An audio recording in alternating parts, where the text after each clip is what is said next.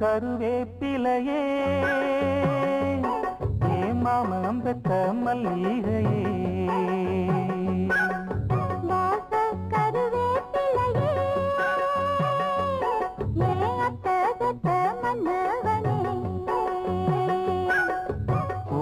குளிர் காத்து அது ஓசை குத்துற போது